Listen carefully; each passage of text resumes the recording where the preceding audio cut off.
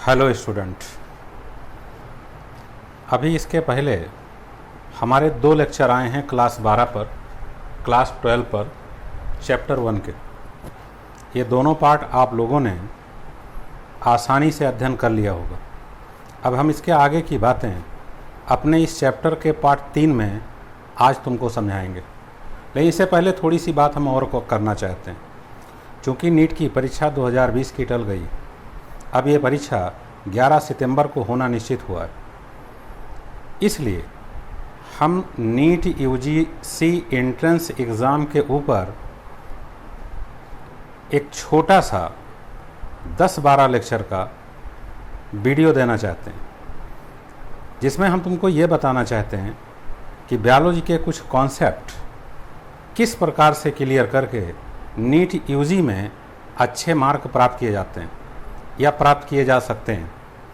इसलिए आप लोगों से अनुरोध है कि आप हमारे इस चैनल को सब्सक्राइब करें, शेयर करें, अधिक से अधिक नीट यूजी एंट्रेंस एग्ज़ाम देने वाले परीक्षार्थियों तक पहुंचावें, जिससे वो इसका लाभ अर्जित कर सकें। आप जितना ही ज़्यादा शेयर, जितना ही ज़्यादा सब्सक्राइब करेंगे, उतना ही ज़्यादा हमारा लेक्चर इस चैनल पर लोड होता रहेगा और आपको लाभ मिलता रहेगा। धन्यवाद। अब हम इस समय प्रेजेंट टाइम पर चैप्टर 1 12th क्लास का एनसीईआरटी बुक का रिप्रोडक्शन इन ऑर्गेनिज्म स्टार्ट करने जा रहे हैं, यानी समझाने जा रहे हैं। हमने इसको पिछले लेसन में कुछ स्थान पर छोड़ दिया था। जिस स्थान पर छोड़ दिया था उसके बारे में हम थोड़ी सी बात करना चाहते हैं। मैं इसमें जो इस समय टॉपिक पढ़ा रहा हूँ या तुम्हें समझा रहा हूँ वो एसेक्सुअल रिप्रोडक्शन, अलैंगिक प्रजनन की क्रिया, यानी जीवों में अलैंगिक जनन की क्रिया। तो प्रेजेंट टाइम पर तुम एसेक्सुअल रिप्रोडक्शन इन ऑर्गेनिज्म, जीवधारियों में अलैंगिक जनन की क्रिया का अध्ययन कर रहे हो। अलैंगिक जनन की कंप्लीट मीनिंग हमने पिछले लेक्चर में तुमको समझा दिया है,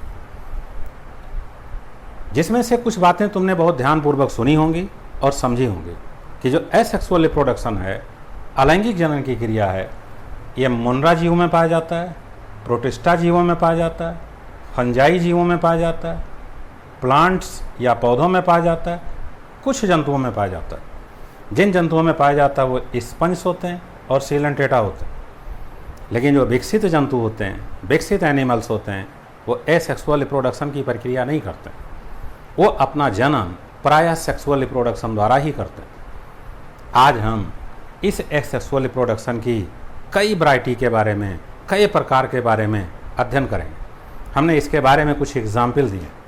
हमने बताया है कि वैसे तो जीवधारी एसेक्सुअल रिप्रोडक्शन की क्रिया परिस्थितियों के अनुसार बहुत ही प्रकार से करते हैं, कई प्रकार से करते हैं।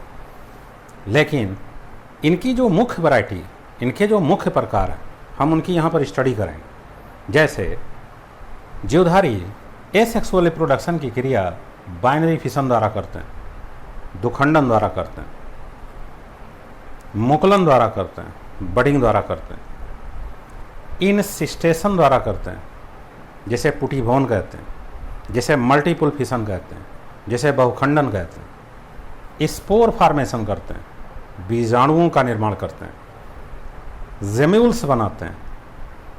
इन विधियों द्वारा अलैंगिक जनन की क्रिया जीवधारियों में प्रायः देखा जाता है। हम इस प्रकार के अलैंगिक जनन की क्रिया की स्टडी प्रेजेंट टाइम पर तुमको समझा रहे हैं। इसमें से हमने पिछले वीडियो में बाइनरी फिशन और बडिंग के बारे में विस्तृत रूप से विद एग्जाम्पल समझा दिया। आज हम तुमको इनसिस्टेशन, स्पोर फॉर्मेशन और जेम्यूल्स के बारे में बताएंगे। हम सबसे पहले इनसिस्टेशन की बात करते हैं, पुटिभवन की बात करते हैं, इनसिस्टेशन की बात करते हैं, पुटिभवन की बात करते हैं। ये पुटिभवन, इनसिस्टेशन की क्रिया बहुत ही लोअर ऑर्गेनिज्म में पाई जाती, सूक्ष्म जीवों में पाई जाती। ये सूक्ष्म जीव जैसे अमीबा, ये अमीबा संघ प्रोटोजोआ का एक कोशिकीय जीवधारी है। ये संघ प्रोटोजोआ का यूनिसेलुलर ऑर्गेनिज्म है। कुछ और प्रोटोजोआ के जीवधारी जैसे प्लाज्मोडियम, ये प्लाज्मोडियम ह्यूमन के शरीर में पैरासाइट, ये प्लाज्मोडियम फीमेल मॉस्क्यूटो के शरीर में पैरासाइट, ये ह्यूमन के शरीर में भी मल्टीपल फिशन करता है, ये ह्यूमन के शरीर में भी इंसिस्टेशन करता है। तो इंसिस्टेशन के एग्जाम्पल अमीबा, प्लाज्मोडियम। लेकिन इंसिस्टेशन की प्रक्रिया द्वारा अलैंगिक जनन की क्रिया प्रायः अनफेवरेबल कंडीशन में होती, प्रतिकूल परिस्थिति में होती। प्रतिकूल परिस्थिति हम ऐसे परिस्थिति को कहते हैं जिसमें जीवधारी का जीवन संकट में होता है, क्योंकि परिस्थितियां उसके शरीर के अनुकूल नहीं होती। ऐसे स्थिति में जीवधारी अपने अगले पीढ़ी को सुरक्षित करने के लिए कुछ प्रक्रियाएं करता है और उन प्रक्रियाओं की सहायता से अपने संतति को जन्म अनुकूल स्थिति आने पर देता है। इस प्रकार का एग्जाम्पल अमीबा में देखा जा सकता है, प्लाज्मोडियम में देखा जा सकता है। जैसे ये अमीबा है, अमीबा के बारे में तुमने स्टडी कर रखा है कि अमीबा यूनिसेलुलर ऑर्गेनिज्म है, संघ प्रोटोजोआ का जीवधारी है, इसकी बॉडी या शरीर केवल सिंगल सेल से बनी है। जब विपरीत परिस्थिति आती है, प्रतिकूल परिस्थिति आती है, अनफेवरेबल कंडीशन आता है, तभी अमीबा अपनी कोशिका को गोलाकार कर लेता है, यानी अपनी कोशिका के ऊपर पाए जाने वाले कूटपाद या सूडोपोडिया को समाप्त कर देता है, डिसअपियर कर देता है, और डिसअपियर करके अपनी कोशिका को लगभग गोलाकार कर लेता है। इसके कोशिका के अंदर कोशिका द्रव्य साइटोप्लाज्म पाया जाता है। उस साइटोप्लाज्म के कुछ केमिकल्स, कुछ रसायन्स साइटोप्लाज्म में सिंथेसाइज होकर, संश्लेषित होकर इसके कोशिका के चारों ओर 3 लेयर्स बनाते हैं। ये जो 3 लेयर बनाते हैं, ये लेयर्स रेजिस्टेंट होती हैं। ये जो 3 लेयर बनाते हैं, ये लेयर प्रतिरोधी होती। इनके ऊपर विपरीत वातावरण का प्रभाव नहीं पड़ता। ये जो तीनों लेयर बनी हैं, इन तीनों लेयर को हम सिस्ट कहते हैं। तो ये 3 लेयर की सिस्ट बनाते हैं, 3 लेयर्ड सिस्ट का निर्माण करते हैं, या सिस्ट लेयर बनाते हैं। 3 लेयर का सिस्ट वाल बनाते हैं।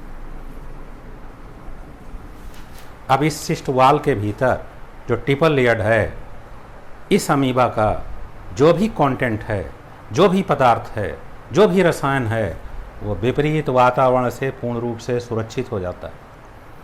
ऐसे ही विपरीत वातावरण में इस अमीबा की बॉडी पड़ी रहती। इस अमीबा के बॉडी के अंदर न्यूक्लियस होता है, साइटोप्लाज्म होते हैं, कोशिका द्रव होते हैं। जब अनुकूल परिस्थिति आने को होती है तो इसका न्यूक्लियस खंडन करता है। खंडन करके एक भाग में नहीं मटता है, कई सैकड़ों भागों में टूट जाता है। टूटे हुए न्यूक्लियस के खंड इस सिस्ट के भीतर साइटोप्लाज्म में बिखर जाते हैं। कुछ समय बाद ये साइटोप्लाज्म खंडित न्यूक्लियस के चारों ओर एकत्रित होकर बहुत ही छोटी छोटी कोशिकाओं का निर्माण करते हैं। ये जिन छोटी छोटी कोशिकाओं का निर्माण करते हैं, ये कोशिकाएं गतिशील होती हैं इसी सिस्ट के भीतर। इन कोशिकाओं को हम सूडोपोडियोस्पोर्स कहते हैं। इन कोशिकाओं को हम सूडोपोडियोस्पोर्स कहते हैं। इस सूडोपोडियोस्पोर्स द्वारा ये कोशिकाएं इस सिस्ट के भीतर मूवमेंट कर सकती। परिस्थितियां अनुकूल आ जाती। अनुकूल स्थिति आने पर ये सिस्ट टूट जाती। कैसे टूट जाती?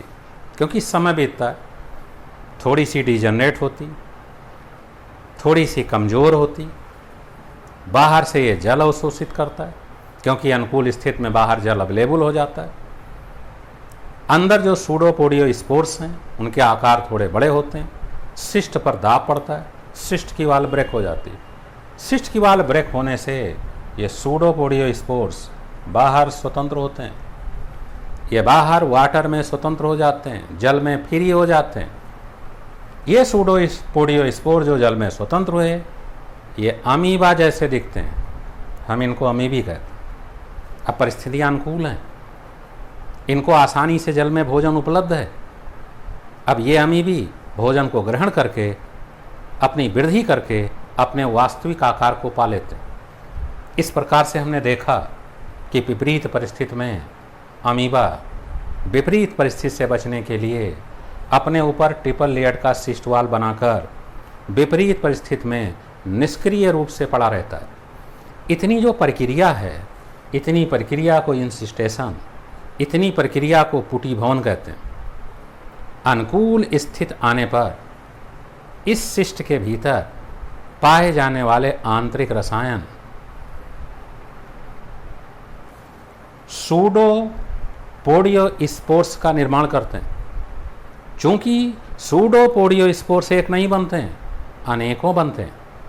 हम इसलिए इस प्रक्रिया को मल्टीपल फिशन, बहुखंडन भी कहते हैं।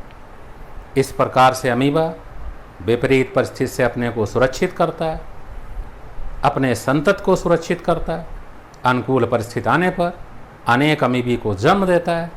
इस प्रकार से अलैंगिक जनन की प्रक्रिया को पुटी भवन द्वारा अलैंगिक जनन, इस प्रकार के अलैंगिक जनन की क्रिया को मल्टीपल फिशन भी कहते हैं। अभी तुमने पढ़ा कि जो इंसिस्टेशन है, मल्टीपल फिशन है, ये एक प्रकार का एसेक्सुअल रिप्रोडक्शन है जो सूक्ष्मजीवी अमीबा में पाया जाता है। हम एसेक्सुअल रिप्रोडक्शन की इस समय चौथी प्रक्रिया तुमको समझाने जा रहे हैं। एसेक्सुअल रिप्रोडक्शन बहुत प्रकार के होते हैं, सभी का उल्लेख तुम्हारे 12th के बुकलेट में नहीं है, लेकिन फिर भी कुछ का उल्लेख तुम्हारे 12th के बुकलेट में है। हम उनके बारे में स्टडी करते हैं। स्पोर फार्मेशन, ये स्पोर्स क्या होते हैं, ये बीजाणु क्या होते हैं? बीजाणु पैरेंट सेल से या पैरेंट के बॉडी से, जनक के शरीर से बनने वाली स्पेसिफिक कोशिका होती है। इस स्पेसिफिक कोशिका में, विशिष्ट कोशिका में संतत या ऑफ स्प्रिंग उत्पन्न करने की क्षमता होती है। ऐसी स्पेसिफिक कोशिका जो पैरेंट बॉडी से निर्मित होती हो और सीधे संतत का विकास कर देती हो, संतत का निर्माण कर देती हो, ऐसी स्पेसिफिक कोशिका को स्पोर कहते हैं। जीवधारी स्पोर का निर्माण एक प्रकार से नहीं करते, अनेकों प्रकार से करते हैं। स्पोर भी एक ही प्रकार के नहीं बनते हैं, अनेकों प्रकार के बनते हैं। अलग अलग प्रकार के स्पोर के बनने की प्रक्रिया अलग अलग प्रकार की, अलग अलग प्रकार के स्पोर बनने की प्रक्रिया अलग अलग प्रकार की स्थितियों पर निर्भर है।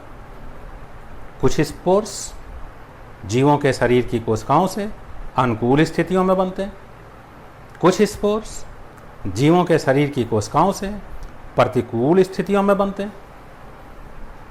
कुछ जीवधारी की कोशिकाएं स्पोर्स अपने कोशिका के भीतर बनाती, जिसे इंडोजीनियस स्पोर कहते हैं। कुछ जीवधारी स्पोर को अपने कोशिका से बाहर बनाते हैं, जिन्हें एक्सोजीनियस स्पोर्स कहते हैं।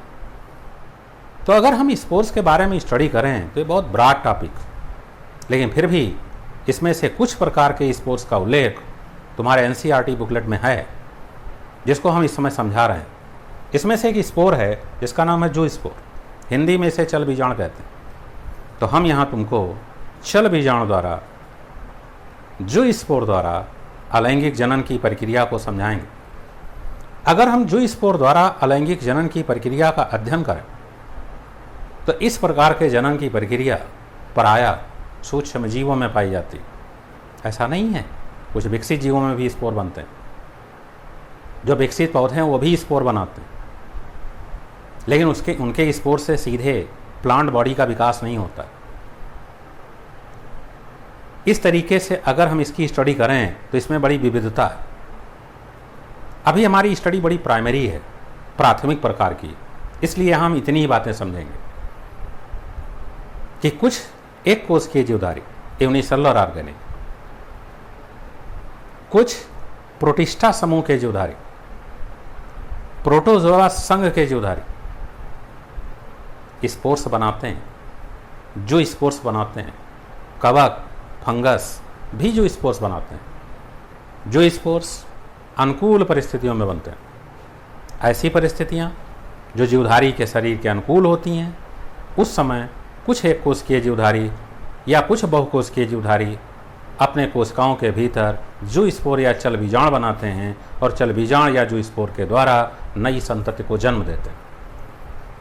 इस जू स्पोर के बारे में अगर हम स्टडी करते हैं तो जू स्पोर के कुछ स्पेसिफिक लक्षण होते हैं। ये स्पोर एक कोशिकीय होते हैं, सिंगल सेल से बने होते हैं। तो जू स्पोर सिंगल सेल से बने होते हैं। अगर हम जू स्पोर की स्टडी करें तो इनमें गति करने के लिए, लोकोमोशन करने के लिए अपेंडेज पाए जाते हैं। ये अपेंडेज फ्लैजेला होते हैं। ये अपेंडेज फ्लैजेला होते हैं, गति करने के लिए फ्लैजेला पाए जाते हैं। अगर हम स्टडी करते हैं तो ये जो जूस्पोर होते हैं ये यूनिन्यूक्लिएटेड होते हैं, यानी सिंगल सेल से बने होते हैं, एक कोशिका से बने होते हैं। ये माइक्रोस्कोपिक होते हैं, सूक्ष्मदर्शी से दिखाई पड़ते हैं। इनको देखने के लिए हमको सूक्ष्मदर्शी की आवश्यकता होती है। ये जूस्पोर गतिशील होते हैं, चलते हैं। चलने के लिए इनको माध्यम की ज़रूरत होती है। वो माध्यम जल होता है, वो माध्यम वाटर होता है, या वो माध्यम कोई फ्लूइड होता है। ये इतने फीचर जिस भी उस स्पोर में उपस्थित हों, हम ऐसे स्पोर को जूस्पोर कहते हैं। जूस्पोर कवक भी बनाते हैं, यानी फंगस भी बनाते हैं। जूस्पोर शैवाल भी बनाते हैं, अलगी भी बनाते हैं। जैसे हम एक एल्गी या शैवाल का एग्जाम्पल दे रहे हैं, जैसे क्लेमाइडोमोनास कहते हैं। ये क्लेमाइडोमोनास अनुकूल स्थितियों में अपनी कोशिका के भीतर जूस्पोर का निर्माण करता है। अगर हम क्लेमाइडोमोनास की स्टडी करें, ये सिंगल सेल से बना हुआ शैवालीय पौधा। अगर हम जूस्पोर जो क्लेमाइडोमोनास में बनते हैं उसकी स्टडी करें तो ये सिंगल सेल से बना हुआ शैवालीय पौधा। तो क्लेमाइडोमोनास यूनिसेलुलर एल्गी। ये क्लेमाइडोमोनास अनुकूल स्थिति में अपने कोशिका के भीतर विभाजन प्रक्रिया द्वारा 2, 4, 8 सूक्ष्म कोशिकाओं का निर्माण करता है। क्लेमाइडोमोनास की बॉडी अनुकूल स्थिति में टूट जाती है। ये सूक्ष्म कोशिकाएं जल में स्वतंत्र हो जाती हैं। इन सूक्ष्म कोशिकाओं को जूस्पोर कहते हैं, क्योंकि गति करने के लिए इनके ऊपर फ्लैजेला पाया जाता है। ये कुछ समय तक स्वतंत्रतापूर्वक जीवन व्यतीत करते हैं, उसके पश्चात ये क्लेमाइडोमोनास में परिवर्तित हो जाते हैं। इस प्रकार से अगर हम स्टडी करते हैं तो कुछ जीवधारी जूस्पोर द्वारा अलैंगिक जनन की क्रिया को संपादित करते हैं।